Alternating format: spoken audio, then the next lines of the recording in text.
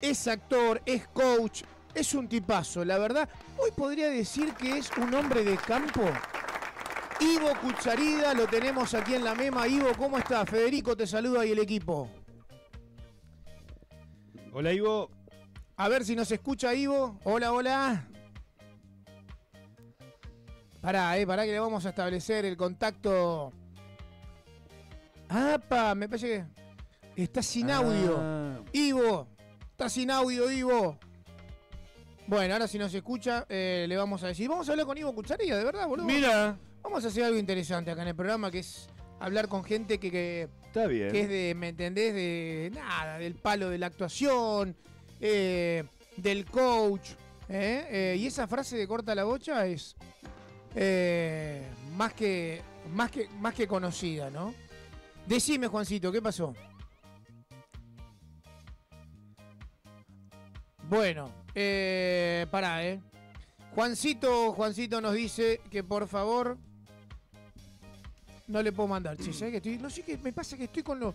¿Viste cuando tenés demasiado mensaje de voz, foto, video en el WhatsApp, se te satura y no podés mandar un audio? Es raro. A mí no me pero pasa. estoy así en ese momento. Bueno, no hay mientras sigamos hablando. No, hablando de Ivo Kucharida, vos sabés que me está sorprendiendo. Los otros días lo vi en un programa que, como hablábamos de las artes marciales, en el programa Full Contact TV, Ivo Kucharida hablando de boxeo, con el señor Luciano Correa. Nada, si querés preguntarle, es un programa que a mí me gusta mucho, lo veo y estuvo los otros días. Full Contact TV. Y estuvo los otros días en el programa hablando de boxeo. Es un programa vigente de ahora, del 2025. Es un programa vigente de ahora sobre artes marciales. Y estuvo él con un grosso del jiu-jitsu de las MMA de Argentina, que es Luciano Correa. Pará, usted. Yo los escucho, ¿no? Ahí está, ahora posta, sí, Ivo Kucharida. Hola, Ivo, ¿cómo andás? Yo los escucho, ¿ustedes me escuchan? Ahora te escuchamos, sí. ¿Cómo andás? ¿Todo bien? Todo bien, ¿y vos? Bien, Gracias. por suerte, un placer escucharte, agradecidos como siempre de atendernos. Y la verdad que queríamos hablar con vos para saber... No, gracias. No. Gracias a ustedes. Un placer. Queríamos saber a dónde estás. No hace falta que nos des detalle, pero ¿sos un hombre de campo ahora? Porque viste que mucha gente dice, che, ¿qué es de la vida de Ivo Kucharida? Tal vez hay gente que no te perdió también esa etapa que vos tuviste de coach, ayudando a la gente que está presa, que está pasando malos momentos, digo... Hay toda una parte de que quizás la gente se perdió de vos, ¿no? No sé Corta la bocha. Claro.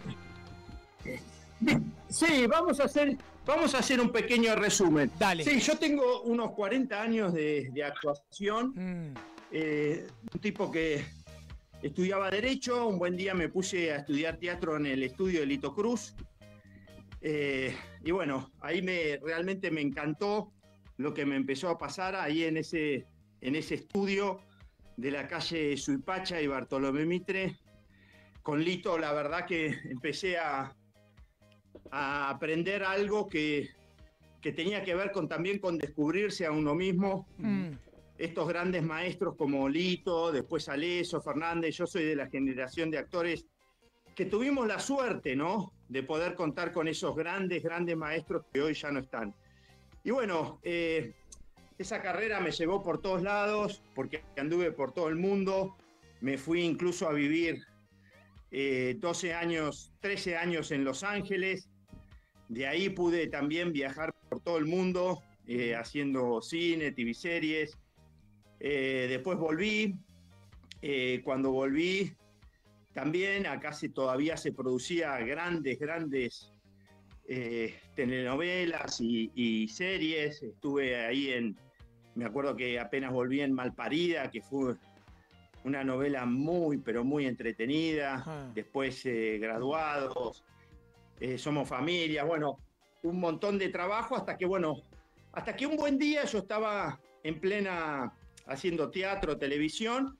Un buen día salí a denunciar un poco la inseguridad.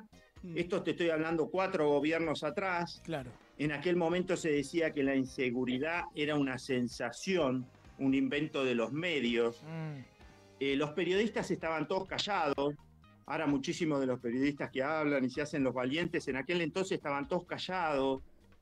la política también. Menos yo, Y yo no, entonces, ojo que a siempre mí, fui igual. justo, me parece muy bien, me parece muy bien. Yo me acuerdo que en aquel entonces mataron a un chico para robarle la bicicleta Claro. a 2 cuadras de donde yo vivía, ahí en Libertador y Ollero. Y bueno, y por ahí, imagínate que yo tengo un hijo que en ese entonces tenía esa misma edad y mi ex también salía a andar en bicicleta por ese lugar, ese que me podría haber tocado a mí.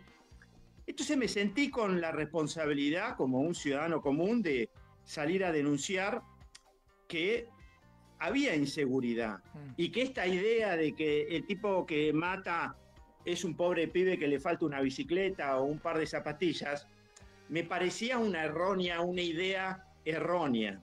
Me parecía una idea errónea y peligrosa.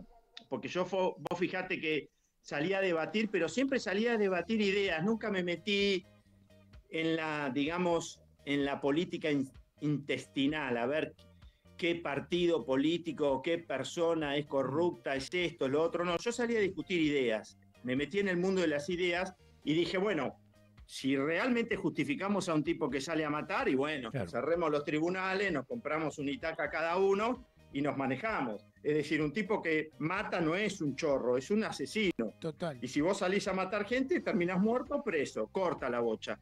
Bueno, al otro día yo era un loco, viste, el enemigo del pueblo, en todos los programas tenía que discutir con todos, estuve en todos los programas, hubo un montón de programas que no me invitaron nunca más. Y yo simplemente empecé a leer el Martín Fierro. Debe trabajar el hombre para ganarse el pan.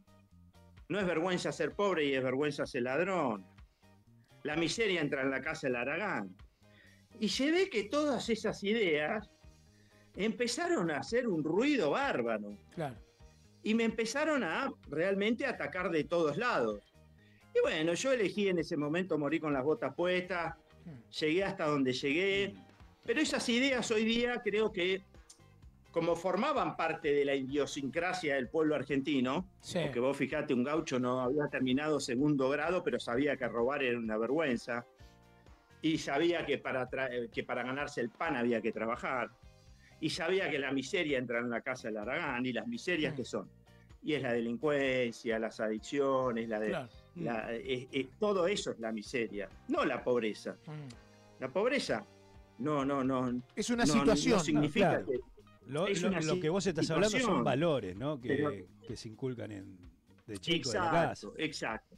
Y bueno, entonces a partir de ahí mi primer propuesta, como yo sabía lo que pasaba en la seca, hablé en un idioma muy criollo, ¿viste? Y en un idioma rabalero, en un idioma que todo el mundo, por lo menos, menos los periodistas de ahí de Palermo, Hollywood, no lo entendían, pero el resto de la población argentina lo entendía. Corta la bocha no es cortarle la bocha a nadie. Corta la bocha es un término de los bocheros que significa acercar la bocha al bochín, ya está, es corta la bocha. Se terminó. No hagas quilombo. Y bocha. Que en el lenguaje criollo quiere decir no discutas pelotudeces, ¿viste? Tu viejo saca la basura, es corta la bocha, saca la basura, no se discute, ¿viste? Sacala porque te comes un bife. Se terminó, listo, no hay más nada para discutir. Sí. Exacto. Y ya cuando vivimos en una sociedad donde todo es discutible, es un quilombo, es la anarquía, es la anomia. Es decir, si ya íbamos a discutir, viste, que era si un tipo que mata es un pobre pibe que le falta un par de zapatillas o es un asesino, si vamos a discutir eso, bueno, listo, ¿no? Y ya está. No, flaco, una cosa es robar, otra cosa es matar. Y esto no tiene nada que ver con ideas de izquierda, de derecha, porque cuando te pegan un tiro no te preguntan a quién votaste. No, te lo pegan y se terminó. Entonces, eran cosas, viste, que y después salieron a decir que yo era un facho, un tipo de derecha. Yo no soy ni de derecha ni de izquierda, soy un tipo que usa la cabeza, nada más. Totalmente. Y punto. Ahora, sabía también que había un problema, por eso mi primer propuesta fue ir a las cárceles, a los lugares donde está el problema, y empecé a hacer eso, y me empecé a comunicar ahí con una realidad que me empezó a interesar. Por eso me recibí de consejero psicológico, me recibí de coach, me recibí de operador terapéutico porque me especialicé en el tema de las adicciones. Ahora estoy haciendo la carrera de psicología en la Universidad de El Salvador. Es decir, todo lo que hago siempre me interesó hacerlo a fondo y profesionalizarme Bien. en los temas, ¿viste? Ahora tenemos con un grupo de profesionales un ambulatorio para que la gente pueda hacer tratamiento, recuperación de manera virtual, a través del Zoom, tanto las familias como los adictos, ¿no? Pero bueno, eso es en dos palabritas así para refrescar un poquito la memoria. Bien. O sea que a partir de lo que pasó con esa situación de ese muchacho que andaba con una moto blanca, que me acuerdo que salieron las imágenes por todos lados, ¿no? Y ahí fue donde salió la frase de corta la bocha y demás. Para vos fue quizás un momento de cambio. En realidad, no, pero pará, eso fue después. Yo salí a hablar cuando mataron al chico en bicicleta. Bien. Después apareció las imágenes de este pibe que le había robado un turista, creo, en un ¿no? programa me dijeron... Sí, me acuerdo. Que ni siquiera le había robado, se le había escapado. Me acuerdo que me agarró un poli y me dice, sí, bueno, pero ese pibe, viste, no te la agarré con ese pibe porque ese pibe no es ni siquiera motochorro. ¿Cómo que no? Le digo, y no, porque si vos salís a robar en moto, se te cae la moto y elegís un pibe con una Low Pro que te está filmando y ni siquiera le manoteas la Low Pro, es porque sos un fumado y un caído del catre. Sí. Pero bueno, esas son anécdotas de ese chorro que se queda trabado en la chimenea, me acuerdo que me dijo el poli. Pero bueno, son anécdotas, por eso yo me acuerdo que cuando me lo crucé a ese pibe, me quedé hablando detrás de cámara y me quedé diciéndole, flaco, acercate, está tu mujer llorando en todos los canales. El pibe, resulta que el conejo, le decían, era un pibe que vendía fasos ahí en la boca, y un día no tenía un regalo para su hijo y salió a decir dónde sacó plata para comprar el regalo, es decir, bueno, de esta gente está lleno, pero el tipo estornudó y te pegó un tiro. Claro. ¿Viste? Ahora, decir, vos te volviste también en el último tiempo, fue antes, después de la pandemia, durante la pandemia, un hombre de campo. Elegiste quizás alejarte un poquito del quilombo y estar más tranquilo, ¿no? Bueno, yo lo que pasa es que yo desde pendejo, desde chico, yo siempre todos los veranos me iba al campo. Ah, mira. Era muy amigo de una familia de Navarro, sí, de la familia Yaregui, y siempre me iba al campo. Después me fui más de adolescente, me iba a un campo allá en Río Negro, que tenía unos tíos políticos que tenían estancia cerca de ahí del Río Negro, y eran campos muy extensos, y el trabajo de campo siempre me gustó. De ahí fue cuando yo me hice amigo de un gaucho, Raúl Rosa, que es un tipo que me enseñó todo el tema del Martín Fierro, y salíamos a andar a caballo todos los días, pues todas las mañanas había que salir. Te estoy hablando de campos que tienen 5.000 hectáreas, claro. ¿Viste? De un solo corral, ¿viste? Sí, donde hay ganado bagual, donde ir a sacar el ganado era toda una aventura, y donde realmente viví el campo, que hoy ya no existe eso, ¿no? Que hoy ya con la industrialización del campo, todo eso se hizo chacra, qué sé yo, pero yo todavía recuerdo encontrar puntas de flecha en picaderos, donde todavía encontrábamos alguna punta de flecha, y había mucho chancho jabalí, mucho animal salvaje, y salíamos a bolear avestruces. Es decir, era una vida muy linda. Y siempre me gustó la vida de campo. Y resulta que mi hermano ahora hace unos años se compró una chacrita ahí por San Andrés de Giles, y tuvo un problema en el corazón. Y bueno, yo me estuve ocupando un poco de la chacra, de la cosecha de alfalfa, de repartir la alfalfa. Todo casero, todo muy pequeño, pero qué sé yo, me estuve ocupando de eso para darle una mano a mi hermano. Bien. No sé, si alguien se pregunta, che, ¿vuelve Ivo a la tele? ¿Vuelve a hacer algo? No sé si tenés ganas vos, si tuviste propuestas o no. O así como estás cómodo, no querés saber más nada con 40 años de televisión. Mirá, lo que pasa es que no se está haciendo nada, no se produce nada. Entonces, a mí siempre me gustó interpretar un personaje, me gustó, qué sé yo, las buenas historias, contar una buena historia. Y hoy día, qué sé yo, estoy como medio alejado de todo eso. Si aparece una propuesta, de vez en cuando hago teatro, estuve haciendo en los últimos años comedia, porque sé que el argentino necesita reírse un poco, y he estado haciendo muy buenas comedias. Incluso estuve yendo muchos años a las grutas, me iba todos los veranos ahí a hacer teatro a las grutas, y fueron experiencias muy lindas. Y de vez en cuando, bueno, aparece una linda comedia, y y hago un poco de teatro para despuntar el vicio. Claro. Pero en general estoy enfocado muchísimo en la parte terapéutica, incluso con este grupo de profesionales que estamos haciendo el ambulatorio virtual, queremos abrir una comunidad, así que hay muchos proyectos en esa dirección. Claro. Eso no quita que, bueno, que de repente aparezca un lindo proyecto y, bueno, y me vean haciendo algo. ¿Estoy en lo cierto o me equivoco que cuando pasó lo de Piti Álvarez vos también ahí fuiste a dar una mano y todo, ¿es verdad? En ese momento estaba trabajando en una comunidad donde el Piti se internó y sí, pude tener un poco en contacto con él. Trabajé en comunidades donde estuvo internado, sí, el Piti, donde estuvieron internados varias personas, porque vos sabés que el tema de la adicción es transversal. Hoy día yo creo que la verdadera pandemia es esta enfermedad, que es una enfermedad, ¿no? Que no tiene que ver con nada más que con las drogas. La adicción es una conducta, es querer parar de hacer algo que es malo para vos y no poder parar.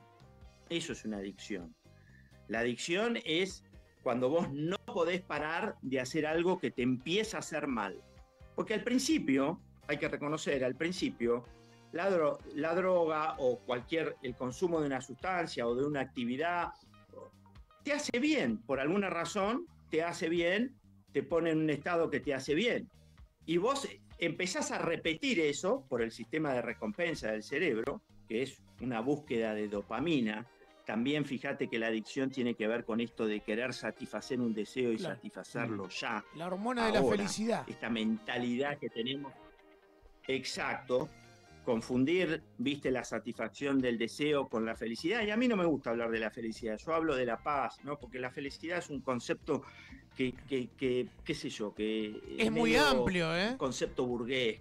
Claro, es muy amplio. Cuando uno dice, quiero no ser feliz. ¿Qué significa ser feliz? Para cada uno la felicidad tendrá un significado y es muy amplio.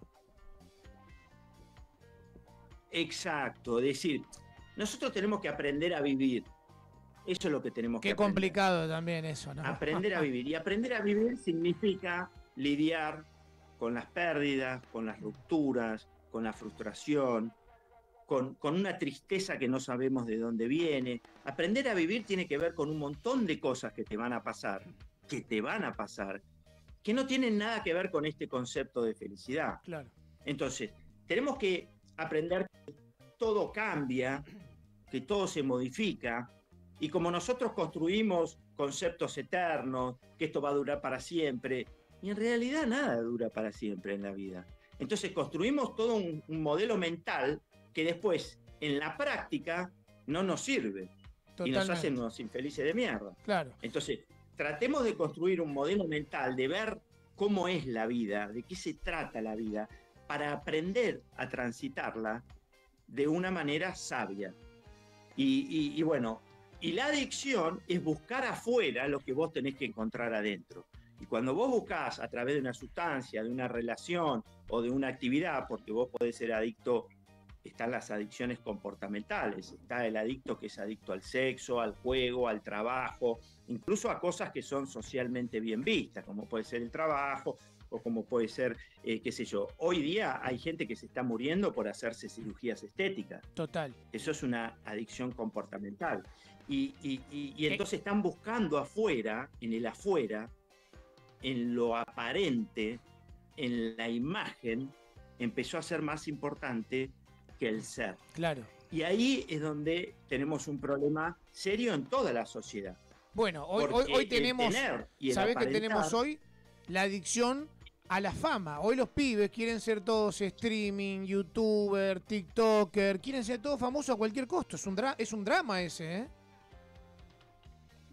Ese es un drama, y vos fíjate, vos me decís, a mí cómo te alejaste. Sí, a mí realmente siempre me gustó actuar, pero el tema de ser famoso, el tema si tengo facha o no tengo facha, nunca le puse atención a eso, claro. porque para mí tenía más importancia otro tipo de cosas, y siempre tuvo más importancia otro tipo de cosas en la vida. Pero hoy día, como vos decís, el tema de las redes es como que ser conocido. Bueno, hemos visto un montón de reportajes que a los pibes le preguntan qué querés ser cuando seas grande y dicen famoso. Tal cual. ¿Y qué quiere decir ser famoso? Claro, sí, sí, ¿Viste? Sí. Entonces, por eso te digo que la adicción tiene también que ver con esto. Claro. Porque realmente vos te podés hacer adicto a cualquier cosa cuando vos vas a buscar tu paz afuera. Sí, lo que no saben. A buscar lo que vos tenés que encontrar adentro. Sí, lo que no saben muchos de los chicos que dicen que quieren ser famosos es lo difícil que es convivir con la fama. Tipos como vos, gente del espectáculo. No sé, se me viene a la mente ahora Diego Maradona, ¿no? Si Diego Maradona tal vez no hubiera sido tan famoso en todo el mundo, tal vez hubiera tenido una vida más simple que no lo hubiera llevado, no lo sé, lo pongo como una posibilidad, a las adicciones, a tratar de aislarse de alguna manera de toda una situación que era imposible, porque no podés hacer nada, no podés ir al supermercado, no podés ir a comprar nada, porque todo el mundo, ahí está el Diego Maradona. Digo, debe ser muy difícil vivir con la fama, ¿eh? Sí, obvio. Como todas las cosas en la vida tiene sus pros y sus contras. El tema es no creértela. Claro. Si vos te subís a ese pony, bueno, que Dios te ayude. ¿Entendés? El tema es no creerte que vos sos un tipo diferente o especial porque hiciste 3 o 4 cosas y se habla de vos. Si vos te subís a ese pony, bueno, por eso te digo que lo más importante es aprender a vivir.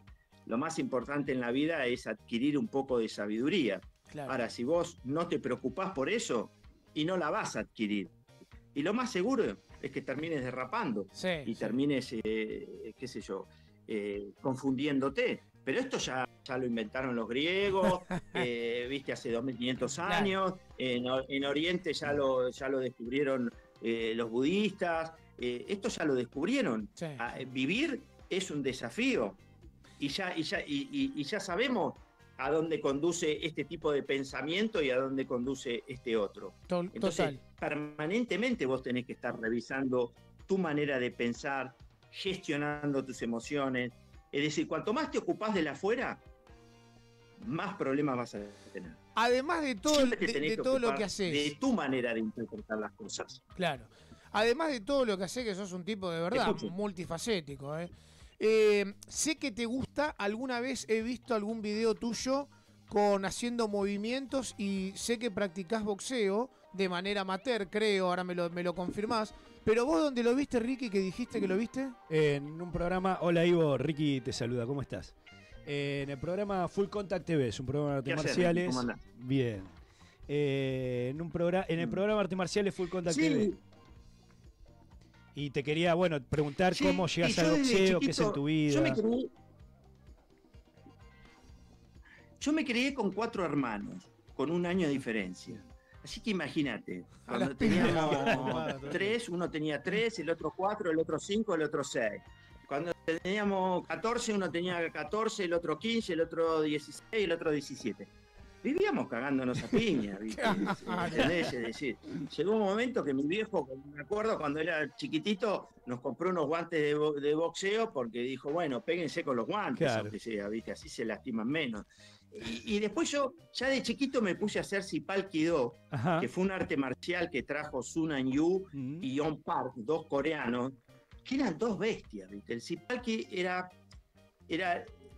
un arte marcial que crearon los coreanos para pelear en la calle. Sí, ¿no? Sí, totalmente. Y a partir de ahí siempre me gustaron los deportes de combate. Después empecé a hacer boxeo, empecé a practicar boxeo con Víctor Palma, con Sergio Víctor Palma, ahí en el Bajo de San Isidro. Mira. Después me fui era muy amigo del Chiani Valencia, que me llevó al gimnasio de Horacio García, ahí en Carupá, en Tigre. Ahí entrenaban la Hiena Barrio, el Piru Garay, de ahí salió Galinde, salieron un montón. Y yo siempre me mezclaba ahí, esparreaba, los ayudaba a los boxeadores a esparrear. Después me hice muy amigo, yo era muy amigo del Gallego Iglesias, paraba en un boliche de ahí del Bajo San Isidro, donde se juntaba toda una runfla y donde, no des detalles, por favor, no des detalles. ¿Viste? Era un personaje. Y entonces, a partir de la amistad con el Gallego, me llevó a conocerlo a Carlos, que yo lo admiraba mucho, y a partir de ahí empecé a tener una gran amistad con Carlos, con su familia, con todo el grupo del Club de Bocha a los 40, allá en Santa Fe. Y empecé a entrenar en UPCN, él quería hacer la película de su vida conmigo, y entrené muchísimo con él. Después justo me voy a Los Ángeles, y ¿quién está a 10 cuadras de casa? El gimnasio de Amílcar Brusa. Mirá. Entonces, bueno, iba muchísimo al gimnasio de Amílcar Brusa. Ahí lo acompañé en toda la carrera a Valdomir, a la Hiena, al Tata Valdomir. Mirá vos. Un montón de boxeadores argentinos que pasaron por ahí. Y también ahí empecé con el boxeo. Una vez conocí a un tipo, un argentino, Gustavo Satrani, que me dijo, está todo bien lo de las piñas, la verdad que está bien, tirás bien, tenés pegada. Pero el tipo hacía jiu-jitsu, practicaba jiu-jitsu, que es este arte marcial de estos brasileros, los Gracie, que vos fijate, que llevaron la pelea al piso. Claro. Los tipos eran flaquitos, ¿viste? Y dijeron, yo cada vez que me peleo termino en el piso, los tipos son más grandotes. Entonces desarrollaron todo el jiu-jitsu, que todas las artes marciales, si vos te fijás, son de parado. El judo es tirarlo al tipo al piso, el karate, el taekwondo, el aikido, el boxeo, es todo de parado. Ahora vos te llevan en el piso y ya está. Como que no sepas nadar y te tiran al agua, ¿viste? Claro. Te ahogás. El tipo muy inteligente, llevó la pelea al piso y empezó a desarrollar toda una serie de técnicas que te terminan en un minuto, por más que seas cinturón negro de karate, seas un boxeador profesional, te llevan al piso y te liquidan en 30 segundos, te liquidan. Bueno, son todas llaves de cuello, acá el señor, el brazo, una pata. El señor Ricardo hace Wing Chun, no sé si lo escuchaste alguna vez. Hacía Wing Chun, hice Jiu-Jitsu, hice Taekwondo también, lo conozco. Bueno, entonces, ¿sabes de lo que estoy hablando? Estos Gracie llevaron la pelea al piso y se metieron en una jaula y dijeron, bueno, vamos a hacer una cosa, vamos a cortar con el chamullo, ¿viste? ¿Cuál es la mejor arte marcial? Nos metemos adentro de una jaula, vos traes lo tuyo, yo traigo lo mío, vale todo, y entran dos y sale uno. A ver qué pasa. Y bueno, nadie duró más de un minuto, ¿viste? Nadie duró más de un minuto, esa es la realidad. Como te lo estoy contando, esto es historia lo que te estoy contando. Mirá. Se metían adentro de la jaula, cinturón negro de karate, 15 peleas de profesional de boxeo, kung fu, cinturón negro, el que partía 15 ladrillos, todo, lo que vos quieras. Se metían adentro de la jaula y estos pibes que desarrollaron el Brazilian Jiu-Jitsu los liquidaron a todos. Entonces se armó una nueva arte marcial, que es artes marciales mixtas. Claro. Y se empezó a tomar lo más práctico del boxeo, lo más práctico de la lucha, lo más práctico del jiu-jitsu, lo más práctico del Muay Thai, que es muy efectivo, patadas, codos, qué sé yo, y se hizo una mezcla, ¿entendés? Que es lo que vos ves hoy en el UFC y en la jaula. Es decir, es la combinación de lo mejor de cada arte marcial en un solo hombre. Claro. Y entonces ahí se desarrolló esto. Y bueno, y este pibe, claro, cuando yo le dije, bueno, yo me pongo los guantes, dale, yo uso mi boxeo, vos usás el jiu-jitsu. Te llevó al piso y te no me pegues que soy actor, le dijiste, no me pegues, ojo con la cara, ¿eh? No te pegas, te hace un moño directamente, claro. quedás en el piso enredado, no sé. No, me han pegado, te puedo asegurar que Y este pibe se me enroscó como una boa y me liquidó, y ahí a partir de ahí me puse a hacer jiu-jitsu. Después cuando vine a la Argentina, yo había preguntado quién era el mejor profesor de jiu-jitsu en la Argentina, y ahí Correa, los que saben... Y todos me decían Luciano Correa, y bueno, y no justo me voy a vivir, también cuando caigo acá empiezo a preguntar, che, ¿saben dónde enseña Luciano Correa? Y justo estaba ahí en Chenó, y bueno, y empecé a entrenar con Luciano Correa, y después pegamos una muy linda amistad. ¿Dijiste Chenó, ese pueblito que está ahí por la Ruta 8? No, Chenó, la calle Chenó, ahí en Palermo, ahí en La Canita. Ahí tenía gimnasio Lucho en ese momento, y bueno, me puse a entrenar ahí y entrené bastante. Y es una buena combinación, ¿viste? Tener boxeo de pie y en el piso tener una base de jiu-jitsu. No, y aparte el entrenamiento de boxeo, con todo lo que vos contás, llevándolo a todo el tema de adicciones y de cómo va la vida de cada uno, el boxeo y las artes marciales en general tienen muy buena enseñanza sobre la disciplina, ¿no? También para para como encaminar esos... Pero esa gente, ¿no? sin duda, es que cualquier deporte, cualquier actividad física sirve, pero con el tema de las artes marciales y el boxeo, canalizan mucho la ira, canalizan mucho un montón de dolor, porque detrás de un adicto hay que entender que hay una persona sufriente, hay un tipo roto, hay un corazón roto, y la adicción no es otra cosa que un escape, ¿no? Claro. Que tapar ese dolor. Y muchas veces estos deportes hacen que vos liberes un montón de ira controlada entre gente que está dispuesta a esparrear y a guantear y a luchar. Entonces no es que estás haciendo algo, estás abusando de tu fuerza o de tu conocimiento. Estás entre gente que dice, bueno, viste, vamos, luchamos, nos cagamos a piña y después está todo bien. Y lo bueno de que cuando vos te sentís que sos el increíble Hulk y vas con toda la ira y todo y te cagan a piña, te das cuenta de que la ira se va dosificando, ¿viste? Decís, che, mejor me tranquilizo un poquito porque me van a recagar a piña, no era tan malo como me imaginaba. Son lugares donde se forma mucho el carácter, donde, como estás diciendo, se aprende mucho la humildad, mucho el respeto, mucho el no abusar de la persona que sabe menos, el tratar de enseñar y el tratar de vencerte a vos mismo, ¿no? Porque de esto se trata, de ir mejorándote y dejar el ego afuera, porque ahí adentro del tatami o arriba del ring... el que se enoja pierde, dicen, ¿no? El que se calienta pierde. Exacto, y es formador del carácter todo eso, y es lindo. Yo, bueno, qué sé yo, siempre me gustó, lo practiqué, me sirvió muchísimo en la vida para también formar, viste, para poder controlar un montón de emociones que a través de estos deportes podés aprender a controlarlas y después te sirve en la vida todo eso. Totalmente. Y el jiu-jitsu tiene esto de es el arte suave. Estos creadores decían, no interesa si sos más fuerte o menos fuerte, ¿entendés? La técnica es la que prevalece. Es un juego de ajedrez. Claro. Es un juego de ajedrez el jiu-jitsu con kimono. Claro. Es un arte, es un juego de ajedrez, ¿viste? ¿El kimono que es un mono enorme, grandote, no? No, el kimono es el que usa el judoka, el karateca. Así no tiene todo un poco el de humor le pongo, el kimono es un mono grande. Yo a veces pienso, digo, acá en la Argentina en la que vivimos, digo, capaz que el kimono es el antiperonista, ¿viste? El gorila. ¿Qué sé yo, boludo? Ya es como que uno se asusta, te dicen qué mono que sos. Ivo, te hago una consulta, si hay que hacer un ranking de adicciones. ¿Cuáles son las adicciones del 1 al 3 para no ser tan extenso? ¿Cuáles son hoy las que más están haciendo daño?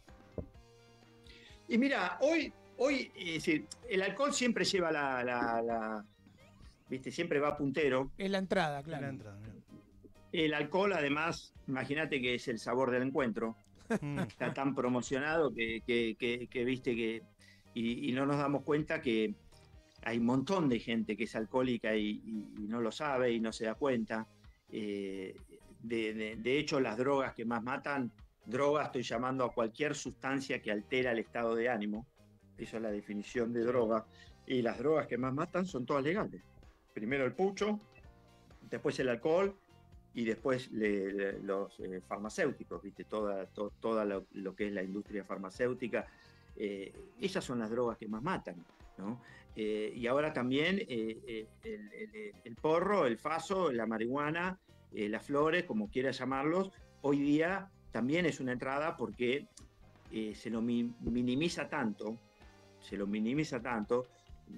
es decir, el faso es algo que está tan familiarizado entre todos y que fumarte una sequita está todo bien, que también está siendo un problema muy, pero muy grande. Fúmate una chala que está todo bien, decía una canción, ¿no? Es verdad. Sí, además todos hemos fumado, ¿viste? Yo no. Pero bueno, no importa. La mayoría, es decir, el consumo no hace a la adicción, porque si no seríamos todos adictos. Claro. Todo el mundo algún día prendió un cigarrillo, o se tomó un vinito, o se fumó un facito, o probó algo, o qué sé yo. No, el consumo no hace al adicto. La adicción es una enfermedad, como te dije, la adicción se te instala en el cerebro. Es una enfermedad neurológica, psicológica, espiritual, emocional, familiar y social. Tiene muchas variables. Y hoy día hay un caldo de cultivo para que se formen adictos, para que se instale esta enfermedad en la gente. Hay toda una serie de variables. ¿Cuáles son todos los puntos que nombraste recién? Vos nombraste, por ejemplo, el uso del teléfono. El uso del teléfono acá en temprana edad va ayudando a crear un cerebro adictivo. En Europa, por ejemplo, ya está prohibido el uso del teléfono en chicos menores de 14 años, que no tengan redes menos de 14 años. Es decir, ya se sabe, cuando vos ves esos padres que por ahí, viste, qué sé yo, sin intención le dan el teléfono a un chico de 2 años, de 3 años, ya estás alimentando un cerebro adictivo. Ya estás creando en el sistema de recompensa algo que es muy, pero sumamente peligroso, que es generar dopamina y quiero ya, y quiero la respuesta ya, y quiero el beneficio ya. Hablar, y tú, sí. y tac, ¿Te vas a fumar un pucho, boludo? Eso es un adicto. La variable familiar, Sí. la variable familiar. Ya Sí. Carl Jung, que fue uno de los más grandes psicólogos, decía, se viene una generación de Peter Pans, porque él se dio cuenta que pasamos de una educación muy rígida, ¿no? Donde había viejos que nos tenían cagando, Claro. donde había padres muy duros, donde ya a los 14 tenían que salir a laburar y arreglártela, donde no había un abrazo, un beso, a padres completamente contemplativos y sobreprotectores. Y eso también crea adicción, porque la adicción también es falta de límite. Siempre Claro. se dice adicto con casa y comida es adicto toda la vida. Y vos ves tipos de 30, 40 años que tienen una relación con la madre como si fuese el nene de 5 años. Totalmente. Entonces Cierto, ahí tenés toda la variable psicológica y toda la variable familiar. Tenés la variable social, que antes, bueno, se drogaban. Yo cuando tenía 20 años, que probé por primera vez la cocaína, valía $100 el gramo, ¿viste? Y era, ¿viste? La tomaba, ¿viste? Después la empezaron a dividir en papelito, vendamos lo que sea. ¿Cuánto tenés? Y tengo 10.000 pesos. Bueno, tenés papelito de 10.000 pesos. ¿Vos cuánto tenés? Tanto. La empezaron a fraccionar, la vendieron por todos lados. Ahí tenés la variable social. Es decir, la hicieron al alcance de todos. Claro. Entonces, tenés por todos lados un montón de variables que hacen que una persona termine siendo adicta. Y una vez que es adicta, ya es crónica, es progresiva y es mortal. Porque una vez que se te instaló esta enfermedad, es para toda la vida. Y si no la tratás y no entras en recuperación, terminás muerto, por más que seas Maradona. Sí. ¿Tenés algún, claro, 20, 30 años de la fecha de expiración, Claro. ya sea por una sobredosis, ya sea porque deterioraste tu organismo al punto que, fíjate cómo estaba el pobre Diego, ya sea por un suicidio, ya sea por un accidente, ya sea porque salís a robar. La mitad de todos los crímenes que pasan en la calle son todos pibes que son adictos. Claro. ¿Entendés? Los suicidios, los accidentes, Sí, la sí. violencia doméstica, tiene que ver todo con esto. Entonces, acá tenemos la madre de todas las batallas para mí, ¿viste? Porque es todo un nuevo enfoque, tenemos que educar desde otro lado. Tenemos que, es también una respuesta espiritual, Claro. porque cuando vos estás buscando afuera lo que vos tenés que encontrar adentro, y eso tiene que ver con lo espiritual. Eso tiene que ver con lo espiritual. Voy a dar un ejemplo a ver si quizás coincidís o no. Cuando decís que hay una batalla muy grande por dar, obviamente sé que es muy complicado, más allá de que hayan políticas, no zaraceen los políticos diciendo que luchan contra el narcotráfico y toda la zaraza de siempre, ¿no? Digo, esto es muy difícil de que con políticas solamente se termine el consumo de drogas, la disponibilidad de la compra de drogas, no solo en Argentina, sino en el mundo. Digo, acá esto no es una cuestión solo de nuestra patria, es a nivel mundial. Pero digo, en esta enseñanza que vos marcás, y está bueno esto que marcás, lo que habría que decir a los pibes es, así como le decimos cuando sos chico, che, no toques la estufa porque te vas a quemar, si tocas la estufa te va a quedar una marca porque quema. Eso habría que decir con la droga, che, no consumas droga porque te vas a hacer mierda, y si querés hacelo, pero te vas a dar cuenta que te vas a hacer mierda. Digo, ¿habría que enfocarlo desde ese lado? Y mira, eso no funcionó. Bien. ¿Viste? Eso no funcionó. porque tiene que ver con algo más profundo. Lamentablemente, la guerra contra las drogas, que la impuso Nixon, ¿viste? No funcionó. Porque al ser humano no le funciona el no tengo, el no debo. Al ser humano el cerebro funciona con el quiero. Para salir de la adicción vos tenés que querer otra cosa. Bien. Porque a vos te dicen no tenés, no debés, qué sé yo, te chupan huevo. ¿Viste? El no tengo, ¿viste? Y el no debo es muy difícil. Funciona ya en una persona donde ya conformó un aparato psíquico muy fuerte. Pero si no, es muy débil eso. ¿Qué es lo que le estamos ofreciendo? ¿Qué es lo que estamos ofreciendo en la sociedad? ¿Qué es lo que quieren la gente, ¿viste? Ahí está la madre del borrego para mí. Entonces, eso no funcionó digamos, en la política. Y como decís vos, a la droga no la para nadie, porque es uno de los negocios más grandes que hay. Compran todo, es muy difícil pararla por ese lado. Por eso yo agarré y dije, yo me voy a dedicar a recuperar gente, que es un trabajo que lleva años.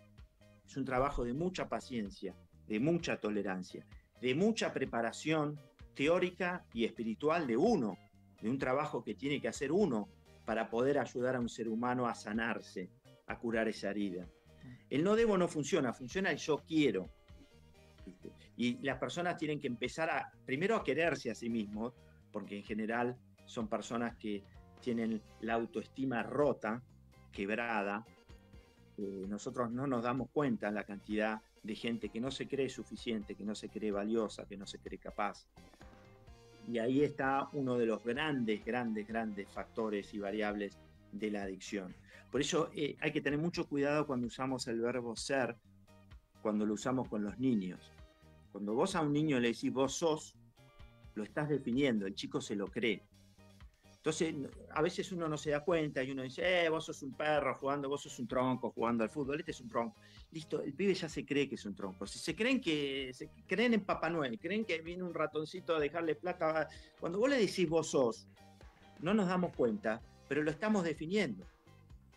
Y hay mucho niño herido que creció, pero que está herido, porque no se cree capaz, no se cree suficiente. Y ahí es donde tenemos que trabajar, y por eso tenemos que empezar a cuidar mucho nuestro vocabulario y la manera en la que nosotros hablamos, sobre todo cuando hablamos con los chicos.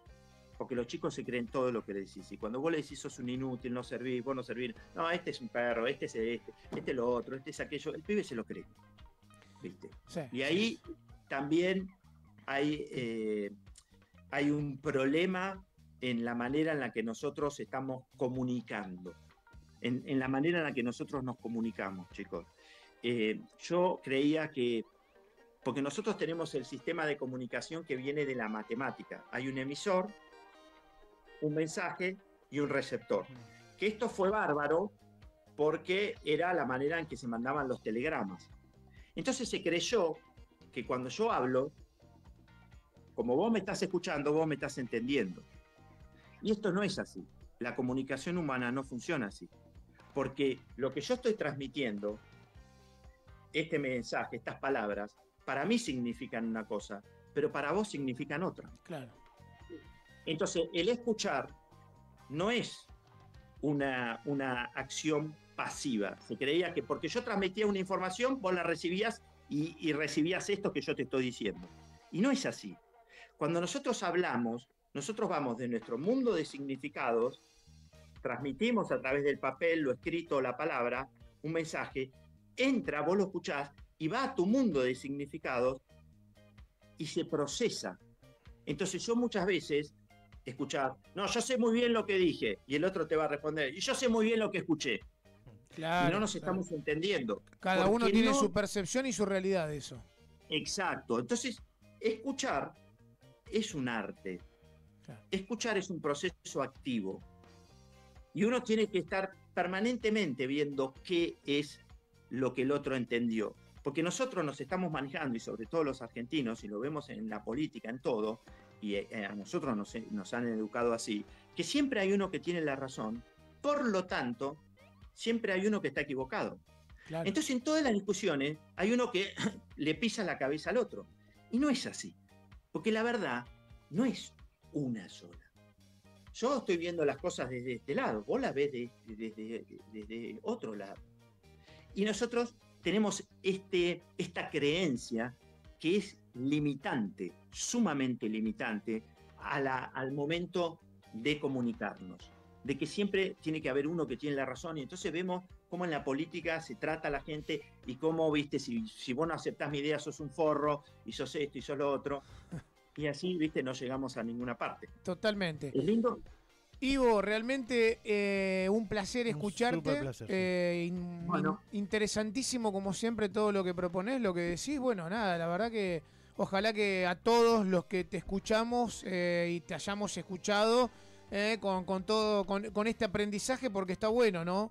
Que también se puedan oír este tipo de cosas en una charla y que no simplemente sea quizás un ida y vuelta, información, cosas de lo que uno hace como persona, como actor. Está buena, esta faceta tuya de verdad, de coach y de consejero es muy buena, la verdad que es muy buena.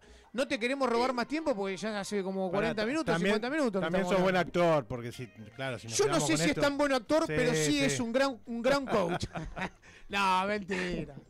Gran actor, obviamente. Ojalá que, de verdad, ojalá que salga algo y que vuelvas a actuar, porque hay mucha gente que de verdad quiere verte de nuevo. Me lo dicen mucho por la calle. Pero bueno, el medio lo manejan, ¿viste? Sí.